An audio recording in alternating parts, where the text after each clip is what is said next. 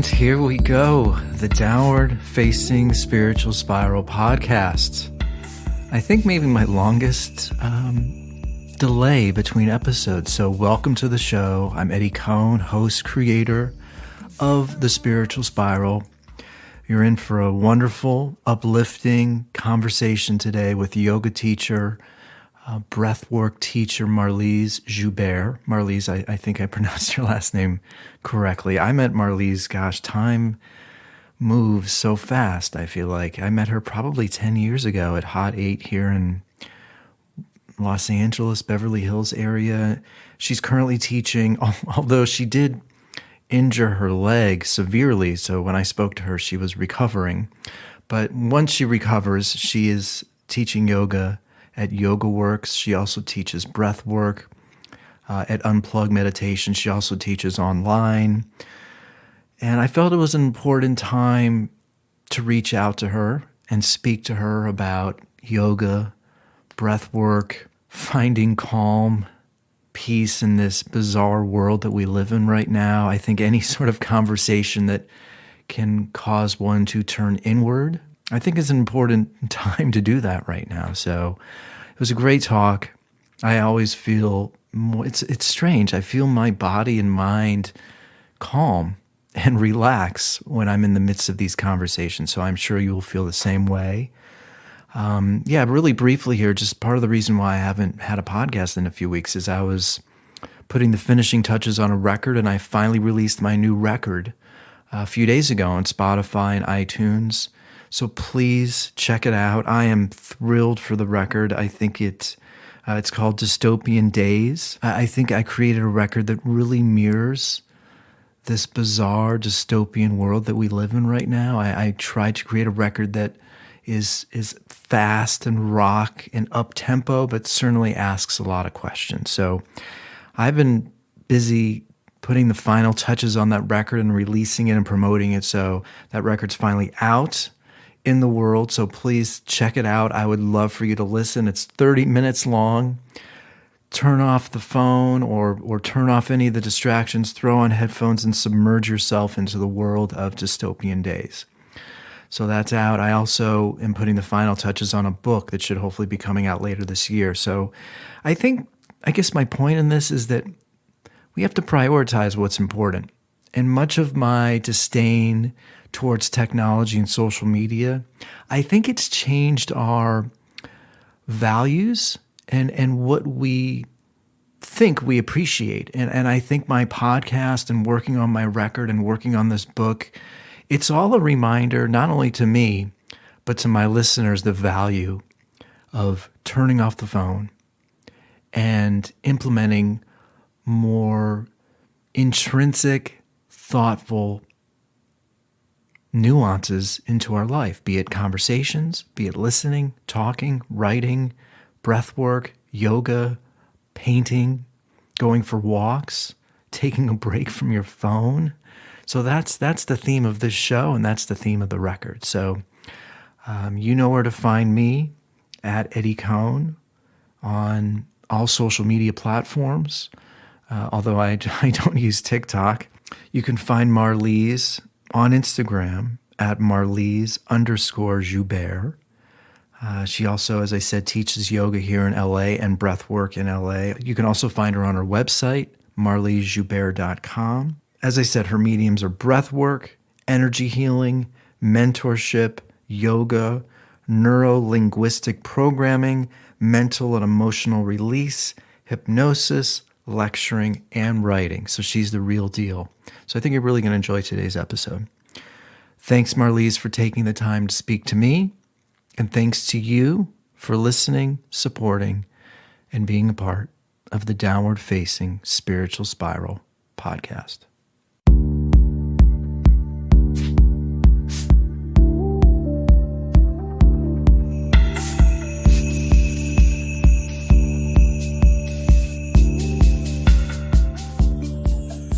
Good to see you.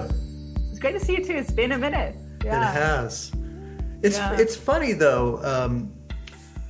I know the tendency of the world, here I am, I'm just jumping right in, is to visualize everything. and to have a visual component to everything. And I know that, look, my time is limited, and I know that's part of the reason why I don't have my podcast video.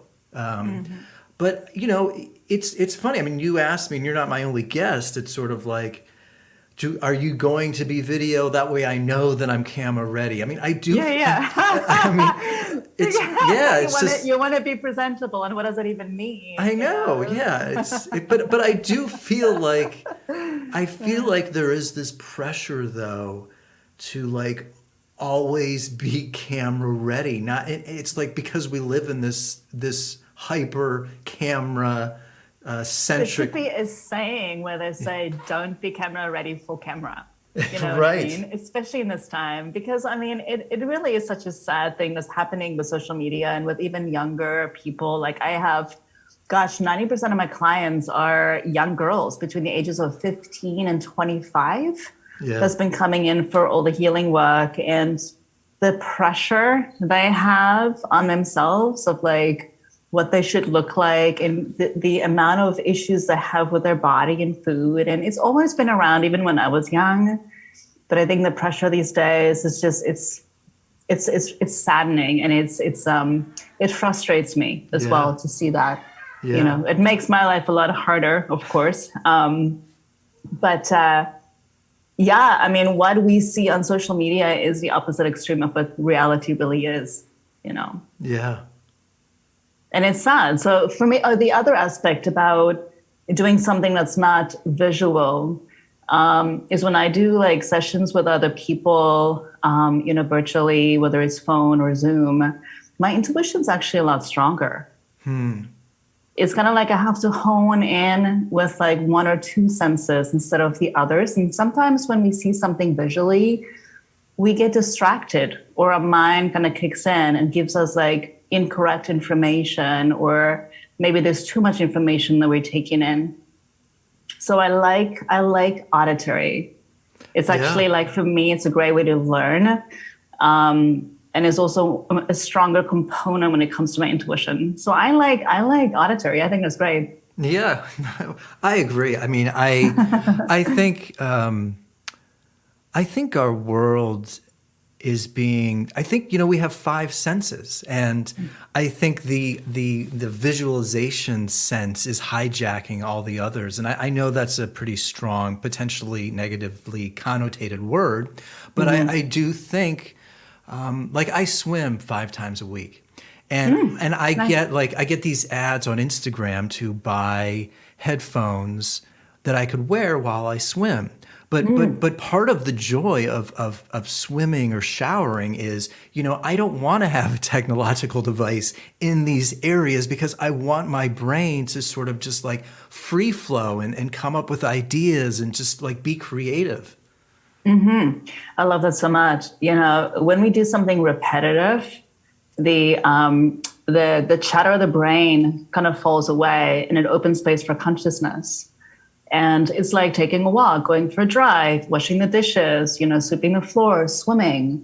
It actually opens a channel for intuition and for creativity.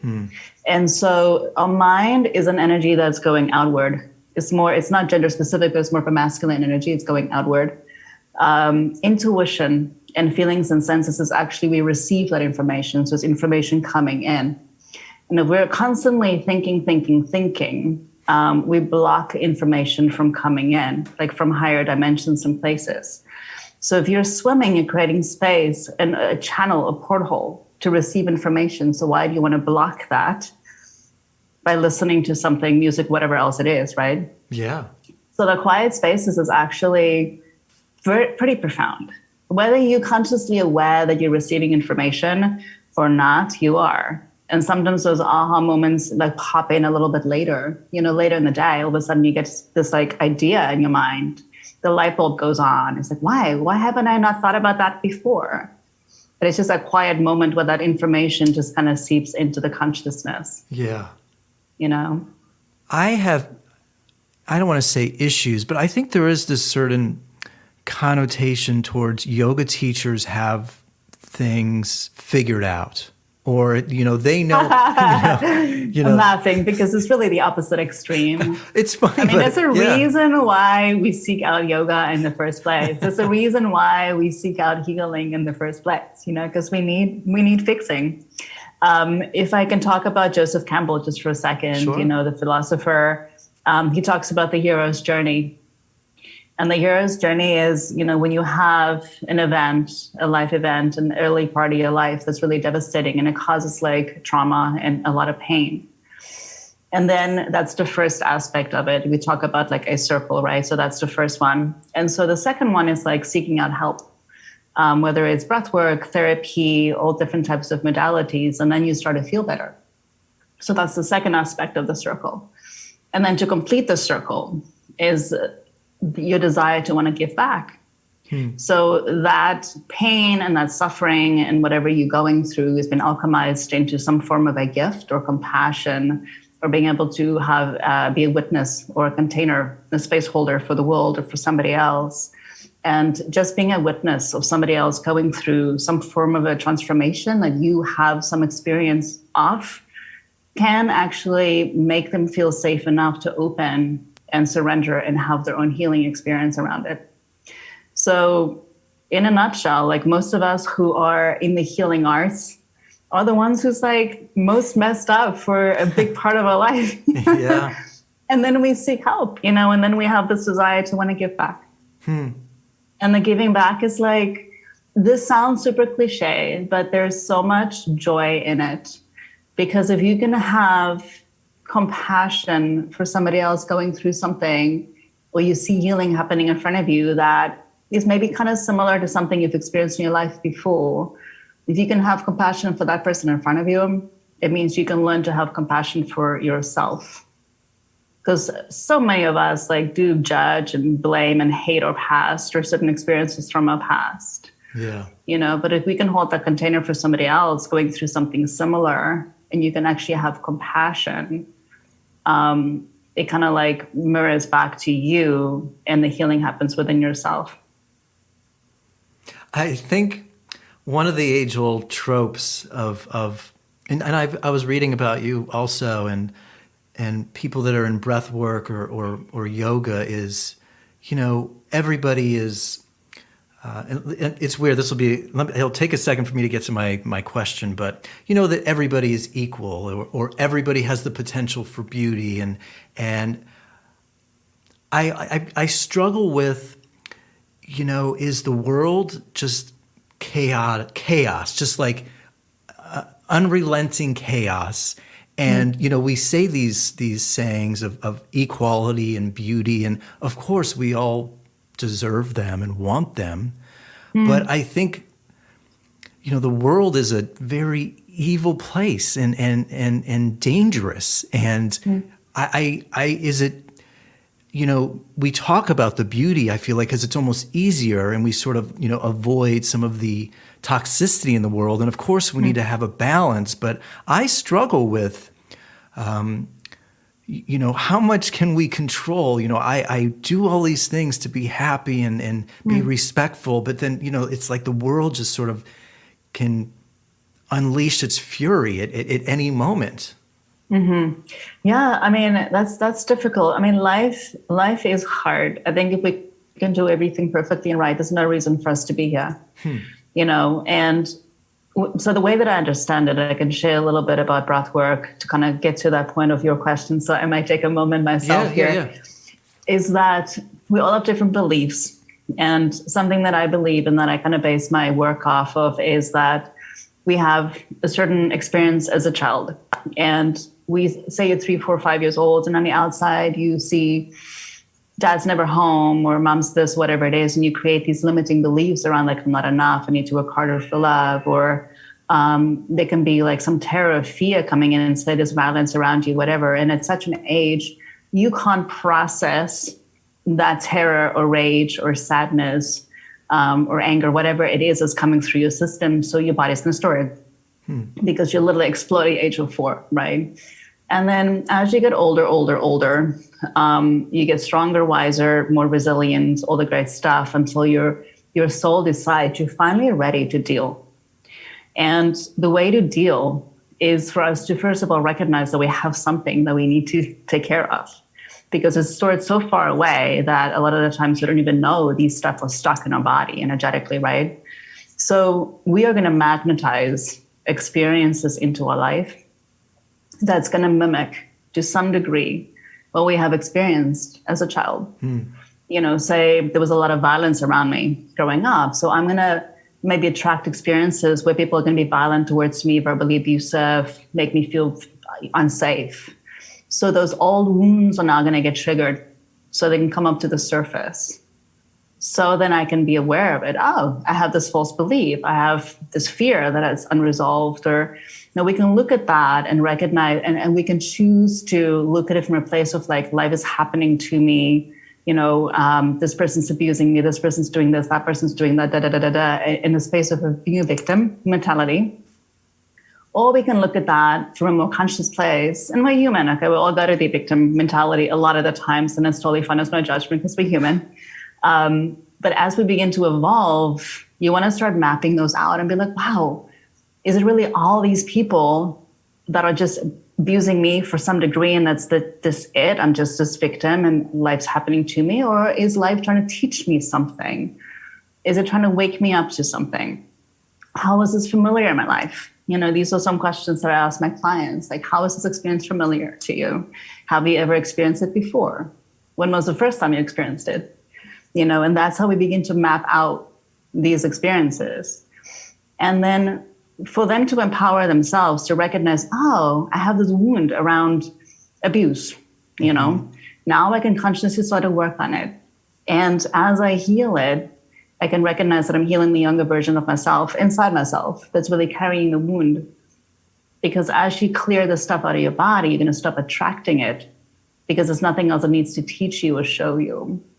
So the situations and the familiar cycles that we're in eventually go away as we begin to understand what it's trying to teach us.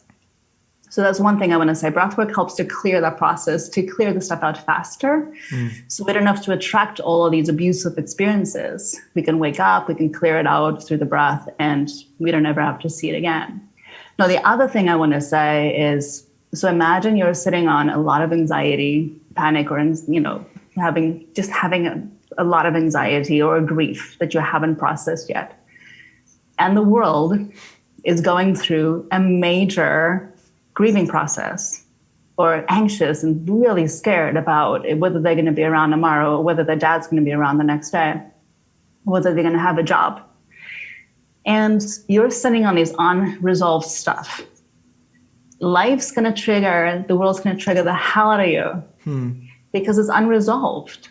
So it's going to keep coming up. You're going to sit in a big bundle of anxiety, or a big bundle of like whatever. All the unresolved stuff's going to constantly be triggered.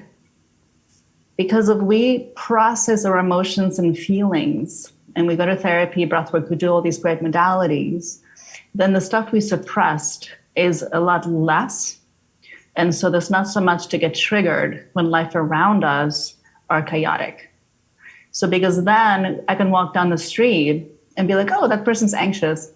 I feel the energy of anxiety, but I don't become anxious. I don't get like, it doesn't overtake me, because I'm not sitting on like a big time bomb of anxiety that I've been suppressed for my whole life. Because we're meant to get activated so the stuff can come up and clear out. And so that's why when I talk to my spiritual teacher, you know, he always talks about like, are you clear? How do you know you're clear? Like, are you carrying energy from other people? Are you suppressing stuff? Because if I'm sitting in a group of like, say, 50 people and I'm teaching breathwork for, and I'm sitting on like a lot of sadness, and there's like 49 of those 50 people are sad, it's going to activate my sadness and it's going to throw me off my tracks, and I'm not going to be able to ground. I might even start to cry myself. So it's about like doing self-inquiry and be like, wow, like, why do I feel this on such a regular basis? And how is it familiar in my life?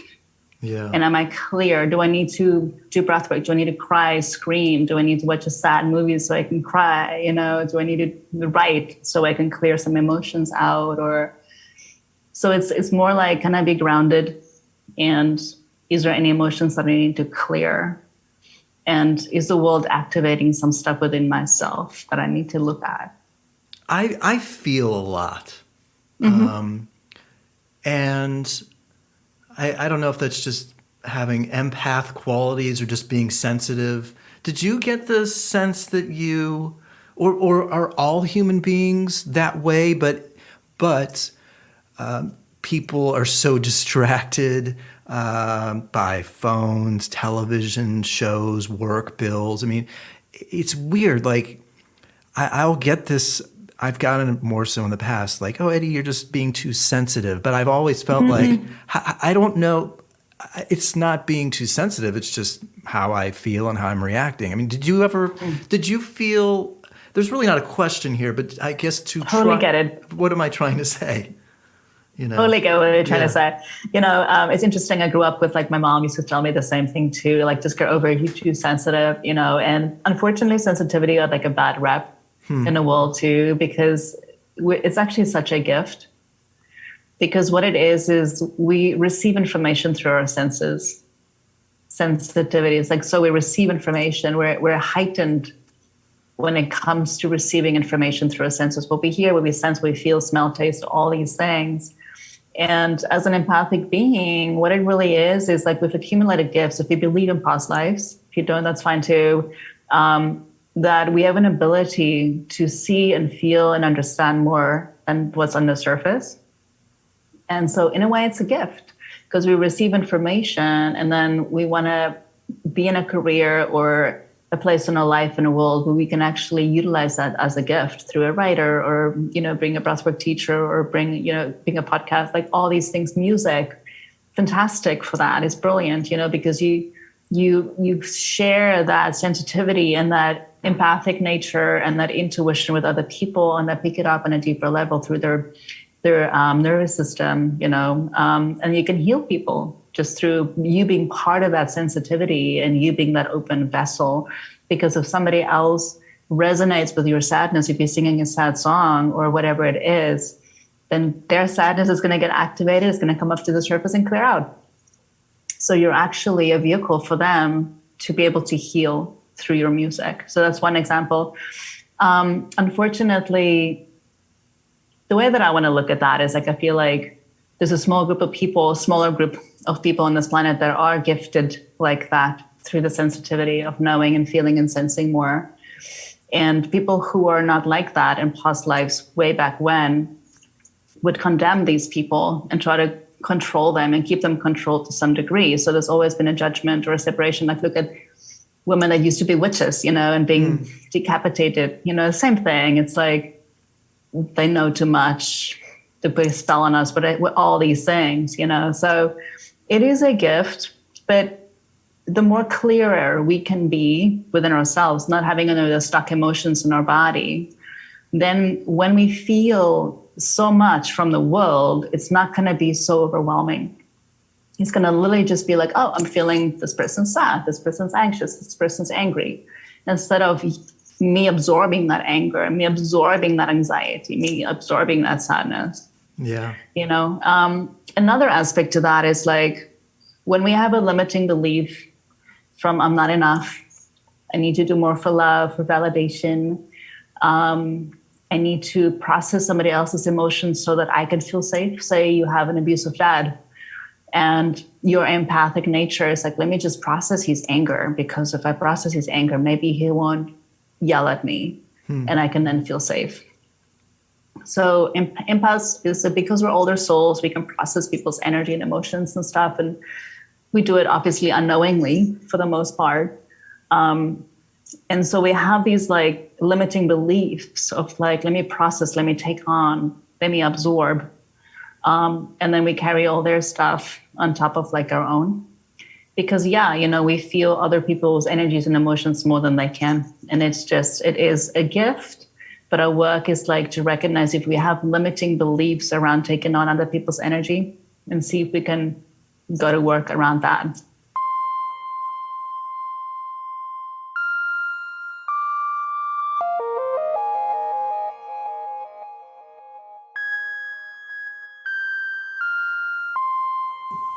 I don't know how people are moving through this time without tools, because it's challenging for, including myself, for everybody that I've seen around me. And I'm just grateful that I have some tools that I can navigate, all this difficult stuff that's going on in the world, because it's a lot.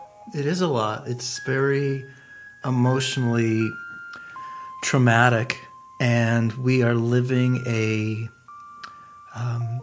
transitional period unlike anything that I think we are mentally, physically, potentially prepared for. Or I really believe that. And I think what's frustrating for me is it's sort of hidden behind the guise of care and health. And I don't really believe, and I know this can sound conspiratorial, very cryptic, but unhealthy behavior has been going on for years.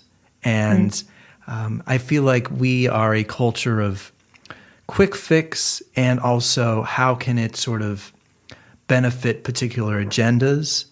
And I don't know if it gets to a point where the action or the decision of how to deal with I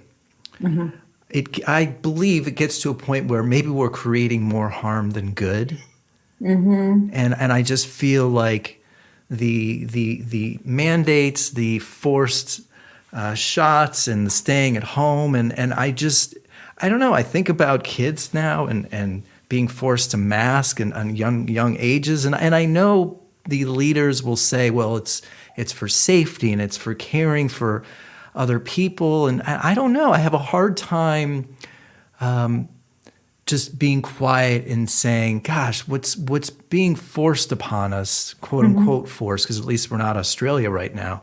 Yeah, I know, right? I don't know. I feel like we're getting a lot of mixed messages, and I don't know if it's I guess I've learned from a very young age, because I was diagnosed with an autoimmune disease when I was 12, that I learned that I can't rely on the medical field. And this isn't a broad stroke. Of course, there's great doctors, there's great nurses, but I fully believe that I'm in good health because I put in the work of therapy, acupuncture, chiropractic work, yoga, breath work, eating very well. And I am putting myself in a position to be in long-lasting good health. And That's so beautiful. I have a hard time sort of navigating what's being thrown our way right now. I know. And I can totally see that and understand that, and I think you and most people on this planet right now, so that what I can understand is that we're a group of people, the world, that's fighting for a common cause and a common goal. And I did a training a few years ago. It's called MITT. And I just remember we were in a group of 200 or 300 people in one room and trying to figure out an answer for one thing, and there's 200 people all have different opinions about different stuff. It was chaotic. Yeah. It was insane. Finally, almost get an answer. And then one person would stand up and scream and yell about well, that's not wrong. We should try this instead. And then everybody would just go crazy again. So I think what I'm trying to say is it's really hard because in our minds, certain beliefs and certain value systems and the way that our culture and the way that we've been brought up is common sense for us. In my mind, I have a belief about this, about vaccines, and this about COVID, and this about whatever, all of it, right? And this is just in my mind, it's totally common sense. And then another person can have a totally different upbringing and different understanding of things, and they can have a completely different opinion. So the struggle is that we are all fighting is a strong word, but we're all aiming for a solution that could work for everybody. But everybody has a different belief system and a different value system and a different background, different culture, and what feels right for them. And because of your experience growing up and having that autoimmune disease, and a lot about the medical system. So you would not want to, I don't know, I can't put words in your mouth, but it's you probably don't fully trust them. I grew up with like having some digestive stuff and hormonal things for most of my life. And I would go to a million different doctors and nobody could really find a cure or find even anything wrong. But I feel like there's something wrong. So I took that in my own hands and studied supplements and different modalities and all these things too, and just used my body as a freaking laboratory to kind of figure out like what really works. And I also realized I'm just really very sensitive. And the more I'm experimenting, the more I'm understanding. My body has this intuitive like language that I can even pick up some supplements and feel the frequency of the energy, and my body will tell me yes or no, and all these different things. So it actually developed a lot of gifts for me through this process, you know? So it's difficult because there's something that I really like that feels right for me. And I like to call it like, I'd like to honor somebody else's model of the world. So that's like, hey, this is what I believe about masks. This is what I believe about vaccines. This is what I believe about COVID. And I honor and respect whatever you believe. And that I love. But the problem is people are forcing their opinion and beliefs and values on other people. And that's where things are getting a little sticky and tricky. So there's a lot of control. There's a lot of things that doesn't make any sense. There's a lot of money that's been spent, billions and millions of dollars and things that is just completely unnecessary, where the homeless is starving and all these other things. So it's like in my mind, I was like, what? It doesn't make any sense. It's almost like the wrong people are in power. The wrong people have abilities to make things happen, but nothing's really happening. So it's a frustrating thing. I totally get it. But at the end of the day, it's like my mind can spin on it and I can't digest what I see and experience in the world. And then eventually all I can do is just surrender and just focus on my small little world, which is like my home and my little environment, because that is what I can control, you know, or I can sit and be frustrated and angry and lose a lot of energy on it. And I do sometimes, you know, because I'm human. But at the end of the day, it's like, what can I control and what can I be okay with? Now I'm blessed because I don't have children. And I don't have other people that I think that having children and having to make those big decisions from schools and vaccines and all that stuff too, where it's really just me, you know, and it makes it easier, I think, than having to be responsible for other people around you as well. We're in a frustrating, it's a difficult situation, but what I can share with you is like, I love astrology. And when COVID started, there was an alignment that started. I believe it was Pluto and Saturn conjunct that hasn't been around for over 400 years. Mm-hmm. Nobody could predict how this alignment was going to show up in the world. Say the alignment again. What was it? It was I believe it was a Pluto and a Saturn alignment they were conjunct. Okay. Pluto is about death and rebirth, or perhaps just death. Right. Saturn is taking responsibility, fairness, equality. So it brought everybody to an equal stance. All the stuff that we are needing to take responsibility in our life is going to be in our faces and we can't avoid it. Pluto is like, it stuff's in your face. Like you're either going to take responsibility for it now. It's not going to go away. We can't avoid it. We can't pretend none of that stuff. So we are forced to course correct ourselves in very uncomfortable ways, painful ways. They were predicting a lot of people going to die. They were even thinking that maybe war was going to start. Nobody knew that it was going to be a virus. So the way that I want to look at that is like, COVID is a catalyst, a very uncomfortable, forceful catalyst, forcing us to course correct. We've been thrown into different environments and different directions, you know, to start new. So we're going to look back at this time, and this is when everything changed. This alignment that happened 400 years ago, the plague started and destroyed humanity. And we're kind of heading in the same direction. We're far from done. This alignment that we have now is 20 years long. We're only in our second year. And we haven't landed on a new foundation or a new normal yet.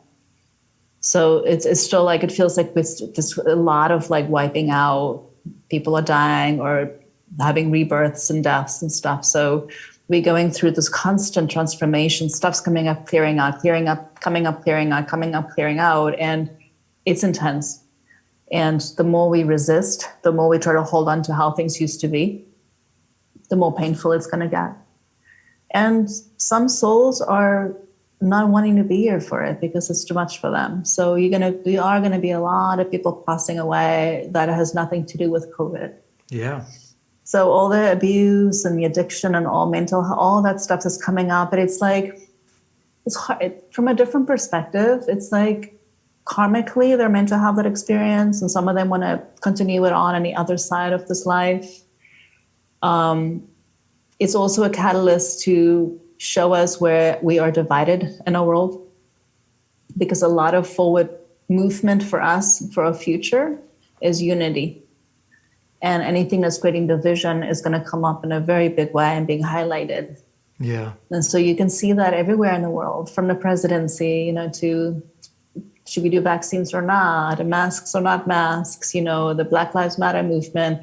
All these systems are going to come up and really being highlighted in our faces about the amount of division we have in the world, so that we can change it, so we can create something that's more unifying in the world. But so it's going to look more chaotic. It's going to look more like more division is being created, but it's always been there. It's just coming up now, so things can change. It's funny, I was listening to an earlier podcast earlier, and I'm not religious, but he was talking about the value of Christianity. I sort of equate it to values, having strong values, and being morally stable, and it's strange, but I feel like I know during COVID, people couldn't go to church, people couldn't go to synagogue. All these community events, like going to basketball games and football games, were taken away, and social media promises community, and I feel like it's doing the complete opposite. I think this idea of what brings people together, community, strong values, religion, going to church, going to basketball games. I feel like I even notice this in my own circle of friends. I mean, I'll send texts or phone calls and I won't get a call back. And it's hard for me not to take it personally, but I do realize that more than likely we are so caught up in the minutia of what's going on and the constant onslaught of information and what's thrown at us that, I don't know, I feel like it's so important now to cling to those intrinsic or moral qualities or the community aspects of our lives right now. Yeah, that's so true. Yeah, and there's a lot of new communities that are forming in this time too, people coming together for like common causes that also have similar values and stuff. But I have to say it's really aggravating and hard for me to see how churches and places like that were closing off, but other supermarkets and things are allowed to be open, and it's like this, again, like there's some things that just doesn't, in my mind, make sense, and it seems really unfair, but yeah, there are communities that are forming. There are old communities that's also dissolving in this time as well. And it's interesting what I'm realizing too, going back to teaching yoga, I got hired again over YogaWorks Main Street. It's the only studio that still exists to YogaWorks, a physical form. They kind of partner with Go Digital, so they also know a live streaming studio. And I was expecting, so they had over 60 studios all over, right? All of them closed except for one. So the amount of students, the amount of teachers, okay, that's kind of out of work and not being able to go to a studio in person. You would think that studio is going to open. It's going to be a line around the block of people that want to come in. And then you see people trickling in. There's maybe like 10, 15 people in the class, where you can probably take up to 50 people. I mean, we talk about like really big teachers, that would have like packed classes.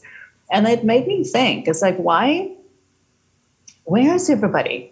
And it made me realize, because we've all been so separate and being so, in quarantine and not being able to see people for so long. And my eyes just opened. I was like, wow, people are going through so much. Yeah. And I don't think we're even close to aware of the fact of how much people are like what they're walking through. So even if like friends not reaching back around or, you know, all the usual stuff, I think the intensity of what people are going through is so much that they want to just get through a day. And I don't have insight. We have the gardeners here. I don't know if you can hear it. Anyway, Yeah, that's all right. The intensity of what people are going through is a lot, I think. And we don't really know because we haven't been around them. Yeah. And I think that for people to just kind of get through a day is enough. Never mind like hanging out with friends, because sometimes you need energy to show up. If you don't feel great, you need to like muster up a lot of energy to show up and socialize with people, or even a phone call sometimes, you know. What was your world? Let's go back like a few years. Pre-COVID, were you mostly doing yoga and breath work, or you sort of, because I met you, I feel like 10 years ago at Hot 8. And I mean, you were a yoga teacher, but I could already sense the emphasis on breath work. So when did you get involved and interested in this world, and how is it? And eventually I'm just curious how it's different then as opposed to now, but. Yeah, absolutely. So my yoga career probably started around 2005. I did like a bunch of different trainings and stuff, and eventually really got going around like maybe 2008, 9. Okay. And I landed at my breathwork teacher's class in like 2010. It totally changed my life. You know, it was going through like a major change in my life too. And I was even thinking of permanently moving back to South Africa at the time. And then I met him, and it's kind of like I had to walk away from yoga to find spirituality, to find like the true authenticity of yoga, really yoga philosophy and breath and what everything means, you know. And I like strong fitness yoga classes. I love it, but you can have all that plus the yoga lineage in there, you know, and spirituality and consciousness. And so I met my teacher in 2010, and the work was just so profound. It changed my life in such a small amount of time. My life just took like a 180 in like a few months. And I started traveling with him all over the world. His name's David Elliott. Okay. Did like 8 of his trainings a year, and like 4 of his retreats. So it was almost every single month. And we travel all over the world with him. And I taught yoga for his trainings and retreats, and then assist him, and then start leading some of his trainings. And then eventually wrote my own. And I would go back and teach yoga again, you know, went over to Yoga Works and taught for quite a few years there. And I would just bring the energy of the spirituality and the breath, you know, because breath is such an incredible tool, but it's about energy and holding space and groundedness and group energy. There's so much that I've learned with my teacher through the breathwork process, you know. In all these years. So I probably worked with him side by side for 7-8 years. So I still teach yoga and I love it so much, but it's always felt like a stepping stone to something bigger and greater for me. A platform to step into and then also share some of the other stuff. And I was blessed to, you know, land at Unplugged Meditation here in Santa Monica, and the owner has done such a great job with bringing in some really high profile clients and people, and such a beautiful studio. And I led my first ever breathwork training there before COVID hit. And we had like over 40 people in class, and it was an incredible experience, and people have received so much from it. And it really feels like it's the new yoga. You know, breathwork is just so effective and powerful. And people from all walks of life show up, like men, women, you know, people who's not really into meditation so much because it's an active practice and there's loud music, and it's fun, and it's active because the mind likes to be active. And you kind of bypass the stillness and the discomfort of quiet meditation, but all the magic still happens through the process. And then COVID hit, and, you know, the numbers trickle down and become virtual, which is also great because I wanted to actually segue into doing more virtual stuff. So it kind of forced me real fast. But yeah, I still do both. I teach yoga, breathwork. Sometimes I do a little bit of both. And I'm spending a lot more time with the breathwork and spiritual practices because I love it so much. I get so much from it, and I feel like people need it so much as well in this time. It helps Yeah. with mental health and anxiety and all kinds of stuff.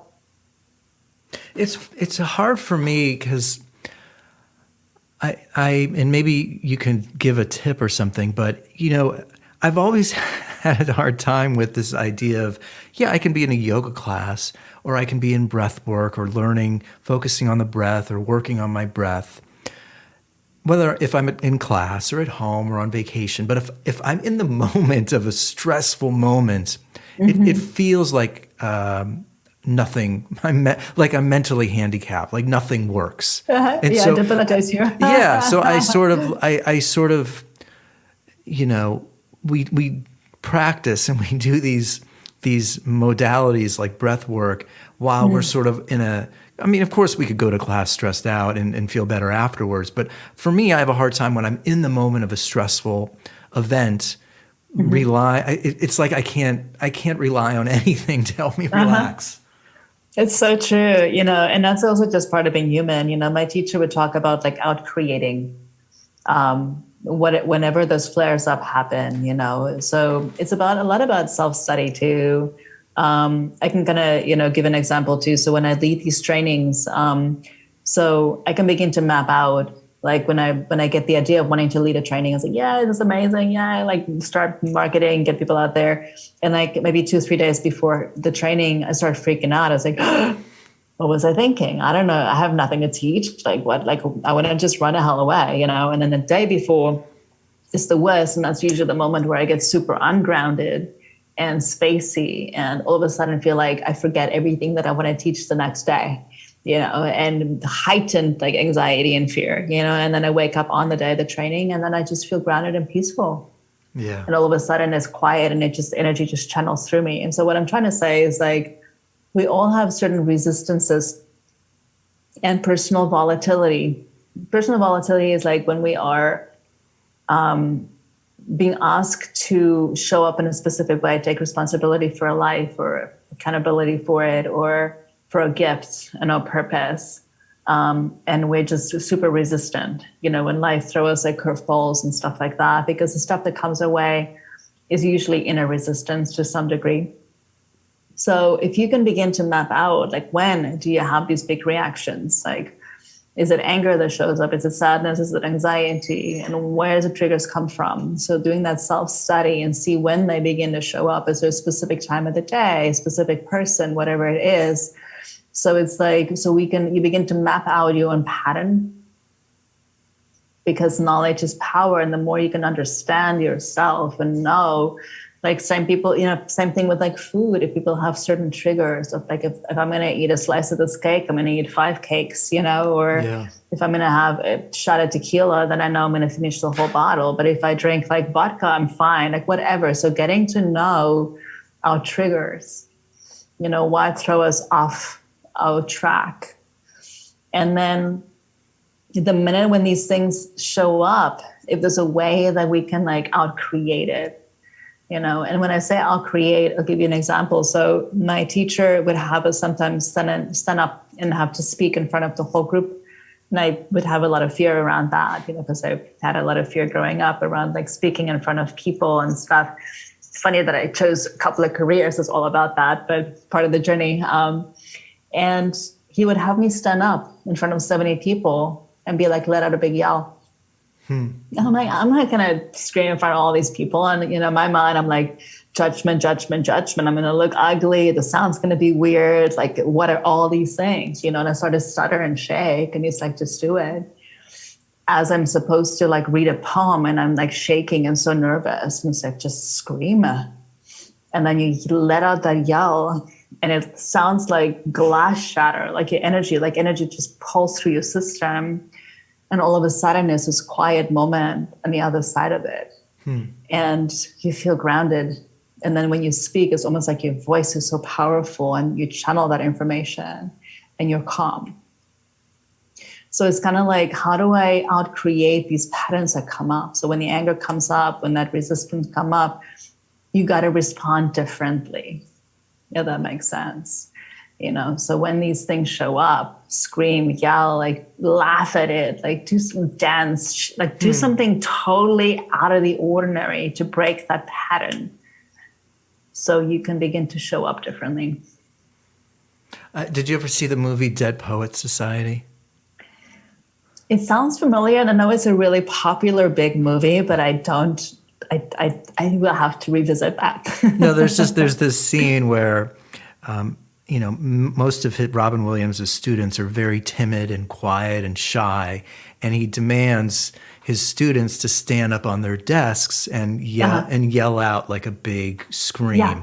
So there you go. It's kind of the same thing. So it's like when those things show up, in your life, when that resistance. So first of all, you gotta do self-inquiry. You gotta get to know yourself. When those triggers show up, why they're showing up, you gotta catch them. It's like, oh, here it is. And then, okay, cool. Am I gonna let out a yell? Am I gonna laugh really silly? Am I gonna make a left instead of a right? Am I gonna you gotta break that cycle.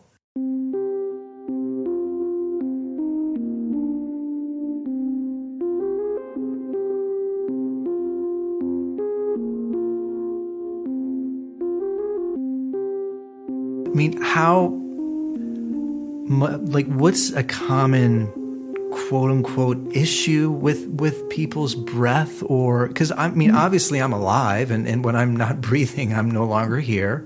Is it, what are you trying to help people like to use the breath for particular reasons, or to become more in touch with the breath? Or, what are and then sort of coupled with what are people's issues with breathing, if there is such a thing as an issue, Absolutely. No, it's a great question. So there's a million different types of breath. Okay. Pranayama is a yoga style of breath, right? Pranayama means breath extension or breath control. Pranayama in yoga is mostly a breath that you take through your nose. Okay. Inhale, exhale through the nose, all different like styles and ways of doing it. So through the yoga lineage is like you cultivate prana and life force. Prana is life force and energy by breathing through the nose, right? And controlling it and extending it so that you pull more of yourself, the prana, energy, life force into your body, stimulates the brain. Now, I teach one style, a very specific kind of breath. It's a circular breath that is very different than a yoga breath. You do it laying on your back. You're doing it all through your mouth. It's an inhale and an exhale through the mouth. It's 2 breaths in and 1 out. It's a half a belly breath, half a chest breath. Exhale. It looks like this.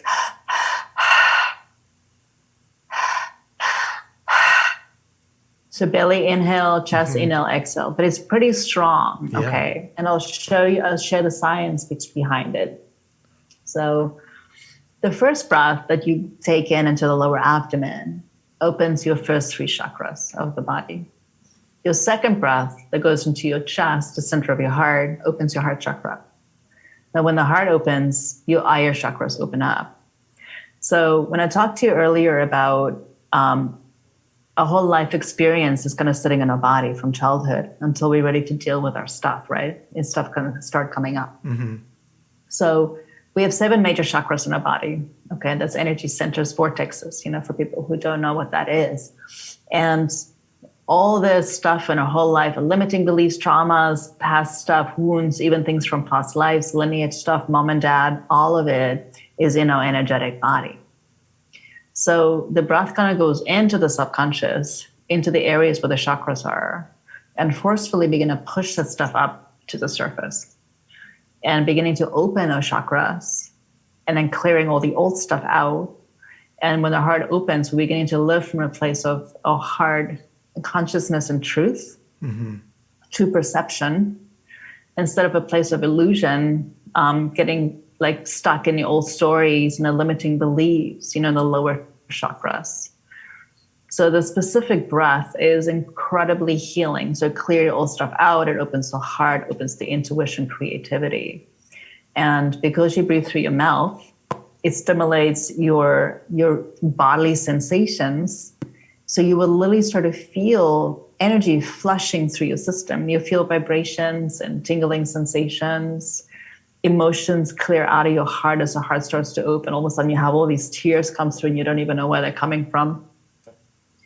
So it's a very powerful practice. You get to the other side and it can even feel psychedelic, because when the senses heightened and the hearing and the vision and all that stuff, it opens different channels and stuff.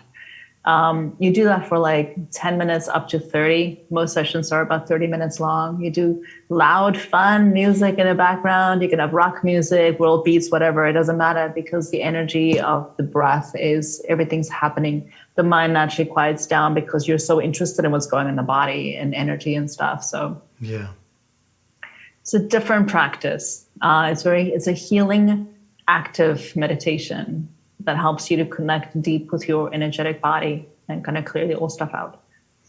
Wow. And are you dealing with an injury of some sort? I am. Okay. Yeah, interesting story. So I had somebody ran me over on a ski slope in 2006. Oh, wow. I was just learning to ski myself, but she was a snowboarder and she ran over me. I fell down and she just kept going down the mountain. And my right shin was pointing outward to the right from my knee. So I knew that I tore something in my knee. Yeah. I didn't really know what it was. I never really got an MRI. And I remember getting off of the stretcher down the mountain, trying to step on my leg, and it just gave in. There was like nothing, no stability, nothing. Yeah. It scared me so much. Anyway, so I never got an MRI. It healed naturally, everything great. Beginning of the year, I was doing some jumping stuff and boxing, and my foot landed funny, and I just I heard this big snap in my knee, and my whole shin just kind of like went numb for a second. I was like, oh, shit. Sat down, see if I can like step on my foot. Oh, foot's totally fine. It kind of healed within a month. I was like, okay, nothing big, whatever. I learned to go surf down in like Nicaragua a few months ago. And stepped out of the water. I was literally just coming out of the water, put my feet on the ground and stood up, and my knee just buckled in and backwards. There was no support. It just gave in under me. It was the weirdest thing. I was like, whoa, okay. I would have been screaming. Got home. I was like, all right, let's get an MRI, see what's really going on. Yeah. And I sat in a surgeon's office, and he's like, so when did you tear your ACL? I was like, what, my what? He's like, I can't find your ACL on your MRI. It does not exist. I said, well, the only thing that I can think of was that skiing accident that I had years ago. So apparently I tore my ACL, and it's been like degenerating ever since. And because I was, I guess, doing low impact exercises, cycling and stuff like that, there wasn't a lot of lateral movement on my knee. Right. It lasted all these years. And when I was going skiing, I'm not skiing, surfing, it just decided to give in on me. So anyway, I got an ACL, reconstructive surgery. I got a little cadaver piece in my ACL with like 2 screws. Wow. And I repaired the medial meniscus, the inner meniscus as well. So it's and a little bit of the outer meniscus as well that he needed to shave off. So it was a big surgery, but it only lasted like about an hour long, and I'm like 2 weeks into recovery. So yeah.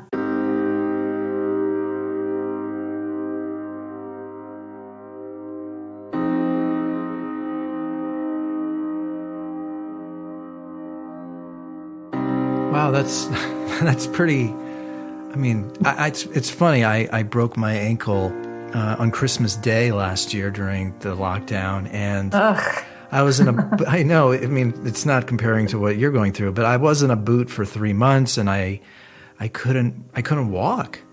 Yeah. And I will say, being an active person, and I find myself, well, first of all, it was a huge struggle for me, just the recovery, because I like to be an active human being like most people, and I couldn't do anything. It was really, I mean, you have this big smile on your face, but I'm laughing because it's like, I was depressed. It's an interesting experience, for sure. Yeah. Well, no, I mean, you seem to have a good perspective on it, but I was immensely depressed. And it was a really a traumatic experience, and I was worried that I would not be able to jump, walk. I mean, because the doctor said, "Oh yeah, you'll be off a boot in 4 to 6 weeks." Well, I was 10 weeks into it, and I still couldn't. Oh, So man. so I was like, and he's like, "Don't worry, don't." But back to sort of your point, to be a little bit more uplifting here. I am about 95% now, and it is amazing. I think that's the thing. The body does have this sort of innate ability to heal. As long as you rest and you're smart, and that it is it's a powerful vehicle. It is, but we're human, and it's frustrating, when we go through these things. I'm super independent, and I like to be active myself. And I've learned a lot to slow down, throughout the years and stuff. I remember one of my first few yoga classes that I was taking as a student, I would just leave 15 minutes early and not understand why people would lay down in Shavasana for 5 minutes. I don't get it. It's like, why? The life's waiting. Come on, Yeah. And I slowed down so much since that day, teaching yoga and getting into meditation and stuff. So I like quiet moments, but I am definitely very rebellious. It's hard for me to slow down. But I know that there's a lot of magic when I actually get to that point, because I had back surgery a few years ago as well. And that was really, really hard for me. So this one is actually, I'm kind of more relaxed and more surrendered through it. But it's also okay to be frustrated and be angry and be annoyed and be uncomfortable. And because we're also human, I've definitely had my moments with this whole experience of choosing the right surgeon and the right time of it, and having support and building a nest for myself and trying to get all my stuff ready, and little things that I can't even think about is how do I carry a cup of coffee from the kitchen to the bedroom while being on crutches? Yeah. It's oh, okay, I can use my hands for anything. So it's I just got to learn to have fun with myself too, or my cat would drop something on the ground and I was like, come on, I got to try to pick that up, But I think the thing that's the hardest for people, and including myself, is when we're in resisting what is. It creates so much pain. Yeah. Frustration, anger, and such a waste of time and energy. And sometimes we can't help it, and we just go there, and then you just gotta own it and be like, I'm in my shit. I don't feel good. I don't want to do this. Whatever it is. And then you learn to just surrender. And then when you surrender, it's there's another level of freedom that comes through on the other side. And, the way that I look at this too is I'm supposed to being course corrected too. I'm supposed to go in a different direction. I'm supposed to stop all momentum. Because, and this might sound cliche, but I really feel it strongly. It's everything's supposed to take off in a different direction, but really in a good way. And that kind of happened twice with my back. I was so scared years ago with my back. I was so scared. I was on my back for 3 months twice. First surgery, and then 2 years later, it herniated again, same place. And I was by myself and single, and I didn't even know how I got through that time, and having to surrender all my clients and all my work and everything and not knowing. But I got up on the other side of that, and my life took off in a way that I was like, whoa. So I have more faith this time, but I only do because I've already gone through it to some degree twice. But the first 2 times was hell, because I was resistant. I was not happy with what was going on and the uncertainty of it and the fear. My mind was freaking out. I'm more relaxed now, but I think it comes with time. I do feel it feels like it's correcting, it's healing something that I didn't even know was broken for a long time. So the way that I look at it, I feel like it's actually creating a stronger foundation than ever before. For something to realize in a more powerful way. And it sounds, again, super cliche, but it's only because I've had 2 times already in the past of something similar. Yeah. How do I pronounce your last name? Joubert. Joubert. Yeah, it's French, but it sounds most French. people don't do it completely correctly. So Joubert. Joubert, yeah. Joubert. Marlize, this was really wonderful. It was great to see you. And I always feel just more fulfilled and just fuller after having people on the show. It relaxes me, and it's nice to have conversations without distractions and thoughtfulness. And it was really great to see you and chat. Yeah, absolutely. Well, thanks so much for having me, and it's so great to see you again. Yeah, it's like a full circle. I think we met each other LA? many years ago. Are you still out in LA? I am. Yeah, okay. I'm Santa Monica based. Okay. Yeah. Cool. Absolutely. Yeah. But super fun. Thank you so much as well, and good luck with everything. And I'm sure we'll run into each other maybe in person one of these days. I'd love that. I hope so. Are your breathwork classes just they're on hold now, or you're going to be doing Zoom? I'm streaming live from my place for Unplug meditation here in Santa Monica. Unfortunately, they made it virtual again, maybe like 2 months ago. Okay. It was in person for a moment. It should go back into person again real soon. And I teach my own other virtual classes on Thursday nights here as well. So nothing in person when it comes to breath work. But once I'm off crutches, which is early in 2 weeks, I'll be back at Yoga Works Main Street, teaching yoga once a week there, and also Santa Monica Equinox on Fridays. Great. Yeah. Cool. Well, great to see you. Yeah, absolutely. And thank you so much for everything that you do as well. And, just stay strong, and it's all we can do. I know. Believe me. Well, I'll talk to you soon. I'll let you know. I'll post this sometime, next week, but I appreciate your time. Yeah, absolutely. No, it's fantastic again. Yeah. And good luck and stay in touch. Likewise. Thank you. Okay, Eddie. Take care. Bye.